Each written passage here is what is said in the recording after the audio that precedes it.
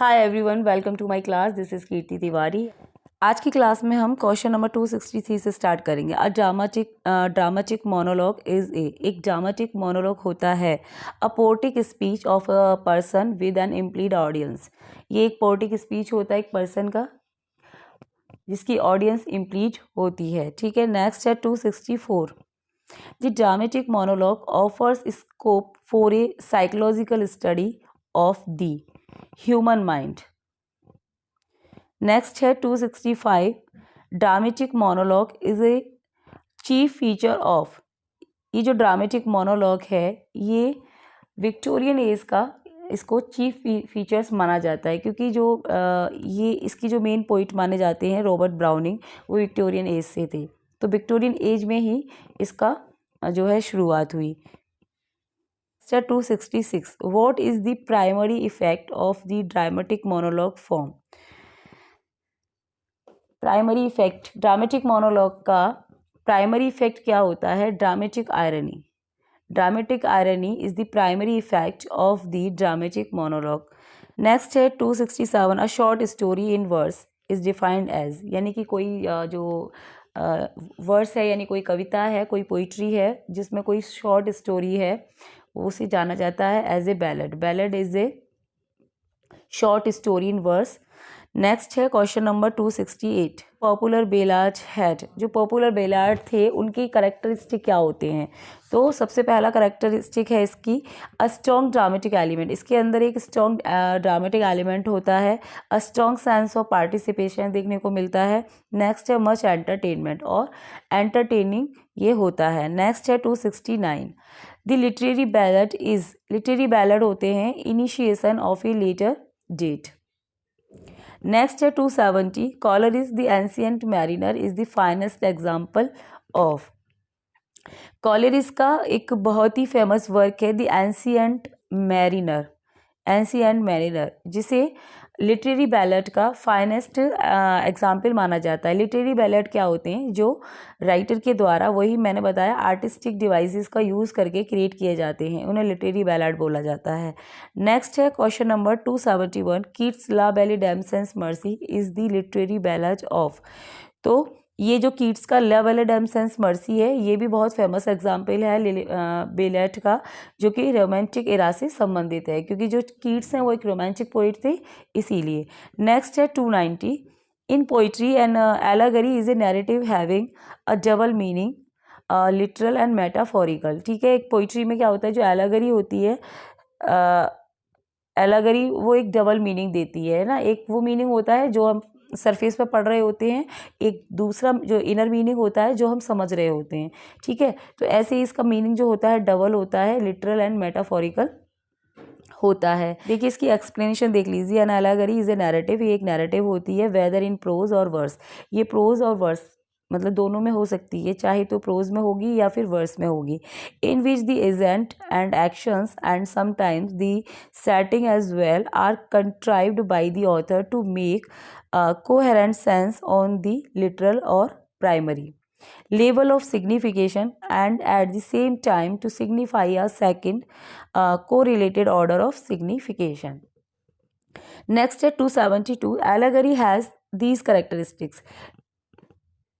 Allegory में क्या क्या करेक्टरिस्टिक होते हैं वो देख लीजिए। Number 1, it belong to impersonal poetry. सबसे पहली बात तो ये इम्पर्सनल होती है। ठीक है, नेक्स्ट पॉइंट है the character and incident symbolize underlying ideas. Character और इंसिडेंट कैसे होते हैं? सिंबलाइज। एंड नेक्स्ट है it is an extended symbolic narrative. Extended symbolic narrative होती है। नेक्स्ट पॉइंट है यहाँ पर 273। The purpose of allegory is to. जो पर्पस होता है एलिगरी का वो क्या होता है? प्रीच मॉरल, कोई ना कोई मॉरल या कोई ना कोई नैतिक शिक्षा इसका प्रदान करना इसका मॉरल होता है। नेक्स्ट है 274। The best examples of allegory are. जो बेस्ट एग्जाम्पल हैं एलेगरी के वो हैं, so world best example allegory के हमें इंग्लिश लिटरेचर में देखने को मिलते हैं। इस पर Spenser's Faerie Queene, Bunyan's Pilgrim Progress editions, public credit. ठीक है, ये तीनों की तीनों जो है बेस्ट एग्जाम्पल है एलिगरी के। विक्रम प्रोग्रेस है बनियान का, वो एक रिलीजियस एलिगरी का एग्जाम्पल है। ठीक है, एक प्रोज नैरेटिव है। नेक्स्ट है 275, George Orwell's novel Animal Farm is an example of. George और जो ऑरवेल हैं उनका एनिमल फार्म एक पॉलिटिकल और एलोगरी का एग्जाम्पल है। So answer is political एलोगरी।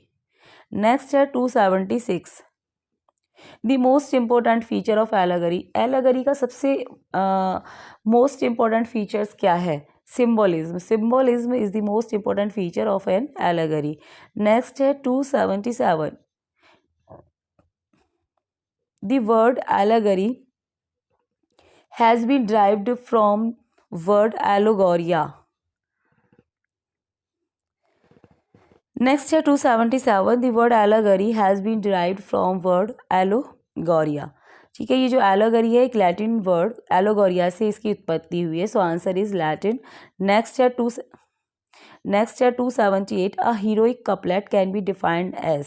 एक हीरोइक कपलेट को डिफाइन किया जा सकता है as iambic pentameter lines rhyming with each other. ठीक है, आइम्बिक पेंटामीटर लाइंस में ये होता है जो कि एक दूसरे के साथ राइम करेंगी, जैसे ए बी बी सी सी, इस तरीके से इसकी जो दोनों लाइंस होती हैं वो राइम करती हैं।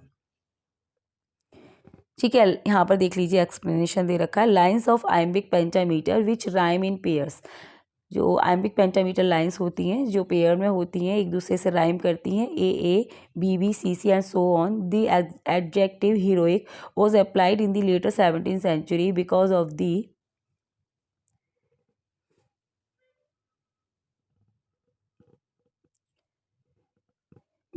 the frequent use of such couplet in heroic, that is epic poems and in heroic drama. Next है यहाँ पर 279, use of the heroic couplet was pioneered by dash in the legend of good woman and the Canterbury Tales. इसका जो शुरुआत है, इसके जो मतलब अग्रदूत माने जाते हैं हीरोइक कपलेट के, वो हैं जॉफ्री चौसर। इन्होंने इसको यूज़ किया था सबसे पहले in the Legend of Good Woman and after that the Canterbury Tales. इन दोनों की दोनों पोएम में इन्होंने इसका यूज़ किया है।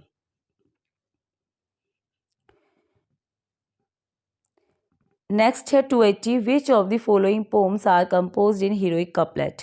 इनमें से कौन सी पोइम्स हैं जो हीरोइक कपलेट में कंपोज्ड की गई हैं? तो सबसे पहले Samuel Johnson the Vanity of Human Wishes. जो सैमुअल जॉनसन की पोइम है the Vanity of Human Wishes is composed in heroic couplet. Next है Oliver Goldsmith the deserted Blaze. ये भी हीरोइक कपलेट में है ओलिवर गोल्ड स्मिथ की।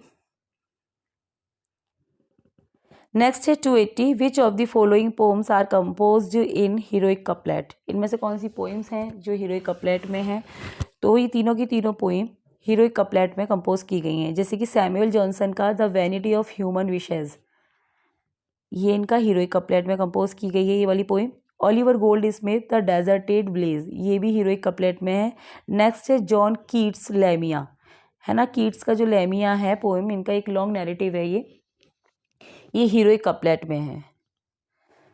ठीक है, नेक्स्ट है 281, in which stanza form is Gray's Elegy Written in Country Churchyard. ठीक है, जो टॉमस ग्रे हैं उनका Elegy Written in Country Churchyard heroic stanza में लिखा गया है।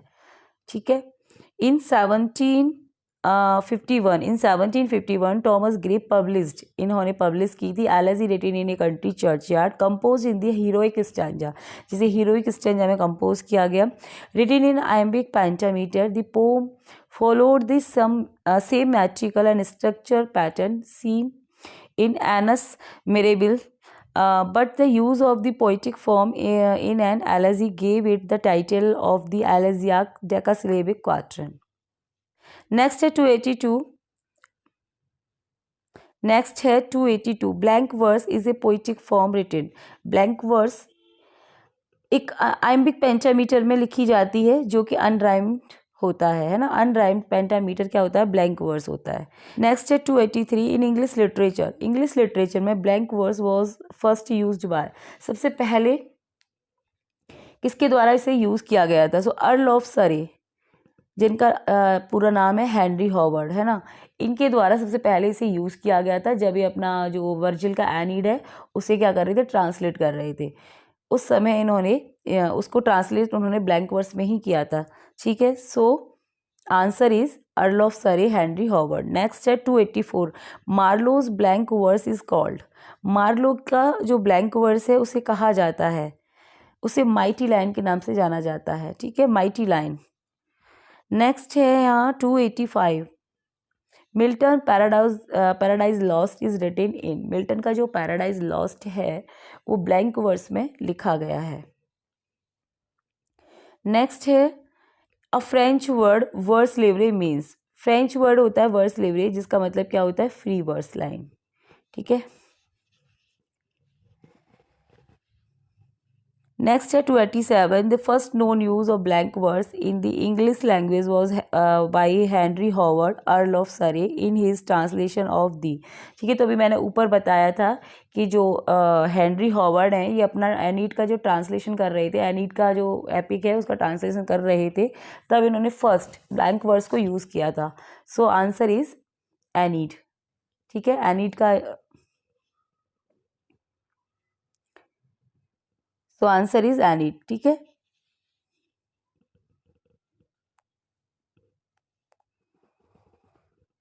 नेक्स्ट है 288, identify the writer who first used blank verse in English poetry. तो ये वही क्वेश्चन है कि उस राइटर को आइडेंटिफाई करो जिसने सबसे पहले ब्लैंक वर्स को इंग्लिश पोइट्री के अंदर यूज़ किया था। तो इसे यूज़ करने वाले थे अर्ल ऑफ सरे। नेक्स्ट है 289, a poem with no meter or rhyme. एक ऐसी पोएम जिसमें ना कोई मीटर है ना कोई राइम है, उसे कहा जाएगा फ्री वर्स। नेक्स्ट है 290, Teresa rima was first used bye. Teresa Rima को फर्स्ट किसके द्वारा यूज़ किया गया? तो जिस तरीके से हमने अभी ऊपर पढ़ा कि जो ब्लैंक वर्स है उसे मतलब earl of Surrey Henry Howard ने फर्स्ट यूज़ किया था, तो टेरेसा रिमा को सबसे पहले यूज़ किया गया था दंते एलिगरी, इनके द्वारा इसे यूज़ किया गया था। Terza rima is compose of tercet, ठीक है, ये 3 लाइन की स्टैंजा होती है इसमें।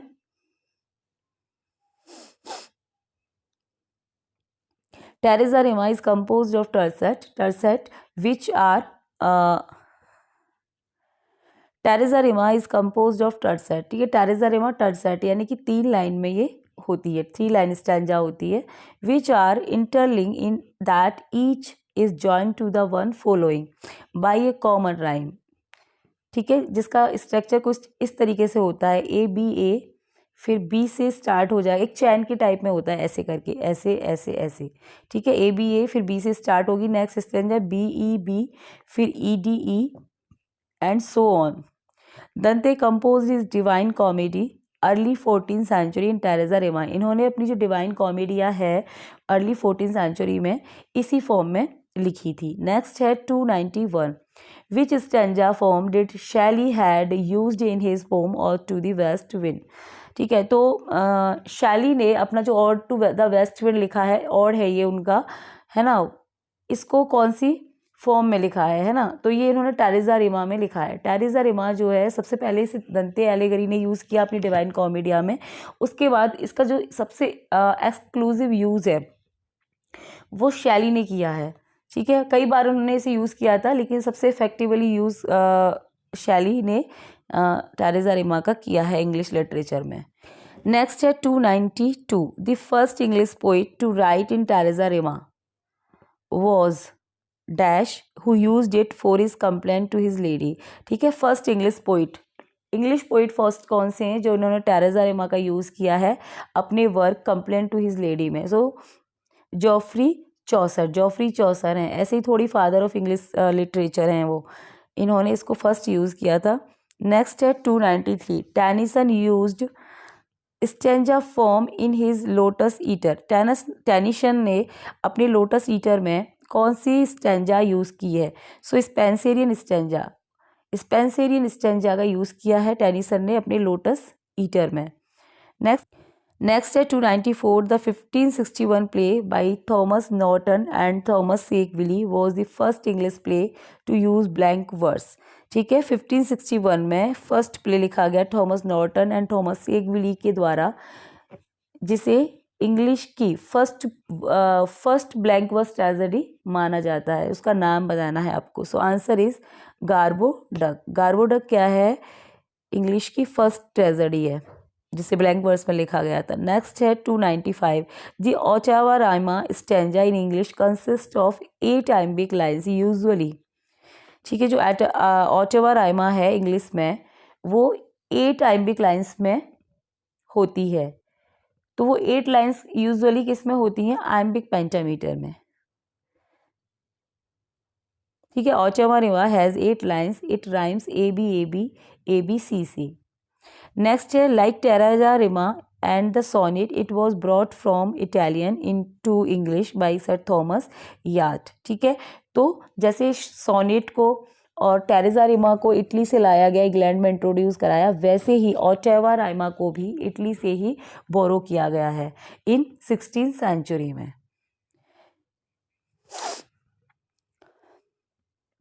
in 16th century. Next है 296. Which stanza form William Butler Yeats used in Sailing to Byzantium? Sailing to Byzantium में बटलर ईट्स है जिन्हें WB ईट्स के नाम से हम जानते हैं, उन्होंने किस फॉर्म का यूज़ किया है? और एक और उनका वर्क है एमंग स्कूल चिल्ड्रन। इन दोनों के दोनों वर्क में जो विलियम बटलर ईट्स हैं उन्होंने ओटावा राइमा का ही यूज़ किया है। ठीक है, नेक्स्ट है 297। The rhyme royal stanza consist of 7 lines. जो राइम रॉयल स्टैंजा होती है वो 7 लाइन स्टैंजा होती है usually in iambic pentameter. The rhyme scheme is, इसकी राइम स्कीम क्या होगी? A B A double B double C. Next है 298। Which is the first complete stream of consciousness novel published in English. ठीक है, English में ये जो technique है स्ट्रीम ऑफ कॉन्शियसनेस, इस पर बेस्ड फर्स्ट नोवेल कौन सा है जो पब्लिश हुआ? पिलग्रिमेज है। किसका? डोरोथी रिचर्डसन का। डोरोथी रिचर्डसन का पिलग्रिमेज फर्स्ट इंग्लिश नोवेल है जो स्ट्रीम ऑफ कॉन्शियसनेस पर बेस्ड है। नेक्स्ट है 299। Who is credited to have use the term stream of consciousness in his work the principle of psychology 1890। ठीक है, so William James is credited to have used the term stream of consciousness in his work The Principle of Psychology. The term stream of consciousness was coined by Alexander Bain in 1855. ठीक है, Alexander Ben के द्वारा इस term को coin किया गया था 1855 में in the first edition of the science and the intellect. इसके अंदर when he wrote the concurrence of sensation in one common stream of consciousness on the same cerebral highway enables those of different senses to be associated as